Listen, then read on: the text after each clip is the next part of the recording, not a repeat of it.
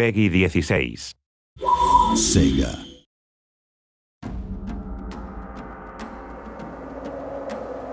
Hello and welcome back to Total War Shogun 2's multiplayer tutorial, Part 2.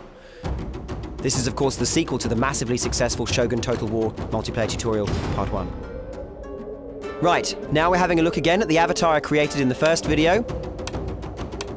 This avatar is of course a verdant green colour in line with my theme, and of course I've set him up quite well from my previous adventurings. What we're going to have a look at now is the retainer system. Retainers are like cards that you play at the beginning of every battle. Retainers give bonuses to your forces and troops, or of course negatives to the enemy armies that you'll face. You'll see that we've unlocked 2 retainer slots by virtue of having a low-level avatar. As we rank up, we'll unlock more slots. For now, we've chosen these 2 retainers to play in our next battle. In addition, we've gained a veteran unit, a unit that's been with us through thick and thin and has gained skill points as a result. You'll see here that we've got the ability to unlock a few of the new attributes at the top. We're going to go ahead and go for bow damage, thereby creating a little bit more anarchy with the bows that we send.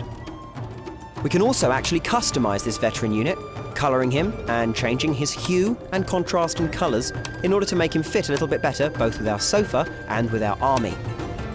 So you can see here our personally named, personally coloured Bo Ashigaru unit, a veteran of many battles on our behalf, too, who is now much better placed to play with us. Now, the next province we're going to go for on the online campaign map will be in order to unlock one of the retainers that we saw earlier. So we're going to go ahead and try and attack this province down in the southeast. Now we're picking and selecting our army. You'll notice here we're going to go for a fairly mixed army, including our veteran unit. Here you can see the unit stats on the right, and of course our veteran has slightly increased bow damage as a result of his unlock. We're also going to include a few of our Yari Samurai, the unit we unlocked in our last battle, and again, a quick look at their statistics against their Ashigaru brethren show that they are slightly superior. We're going to save this army loadout because it looks pretty good and pretty balanced, meaning we can load it quickly again later on. And now join an online battle to try and win the province that we want. Here we are in the online battle. You can see my army right here, ready to go. My retainers ready to play. And of course, therefore, we begin. Bala! Yeah! Here we are, counting down. And into the online battle. Now, we move my veteran archers into a very good position. Using my superior bow damage and from a good position, we rain death onto the enemy.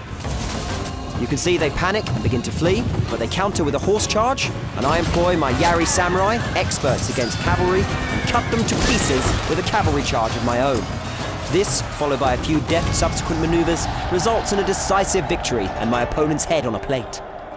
You'll see that by winning that battle, we've gone up a rank with our general. We've also created a veteran unit of Yari Ashigaru, which we are naming now. And of course, we've unlocked various bonuses, including the retainer that we wanted earlier on the map. Here are the unit statistics following the battle. This shows us that our Yari Ashigaru unit did just enough to gain his next rank, and we can now go ahead and turn him into a veteran, just as we did with the archers. So here we are, back on the online campaign world, with a couple of provinces under our control. And allow me to tell you, friends, this is not it. Because... boom! Here we have the multicoloured Joseph's Technicolor Dreamcoat of the Clan Competition online map world. Here you can see that we have a variety of different colours, denoted of course all the different clans.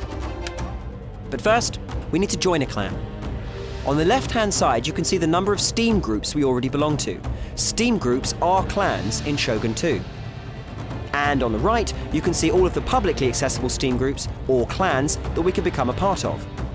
Now we're going to go ahead and obviously join the clan for the Steam group that we're already in. Here you can see our players and of course our activities on the right hand side. Back onto that online colourful rainbow map. There are 24 clans per division of the online world, and the divisions are arranged in a pyramid. A season lasts approximately 2 weeks. The top 2 clans in any division are promoted and the bottom 4 are relegated at the end of every season. And of course, you'll want to go ahead and make sure the top of the crop is you. All of these lovely pink bits signify territory that we have gained. We're ranked according to the number of regions that we control. You can see that as the right-hand number next to our clan's name. The regions are taken over by various different clans by having the highest clan influence score on that region, i.e. by fighting and winning battles, or in other cases, by holding lots of adjacent territories surrounding that region. All of these things create an influence. You'll notice that by mousing over a territory, we bring up a tooltip.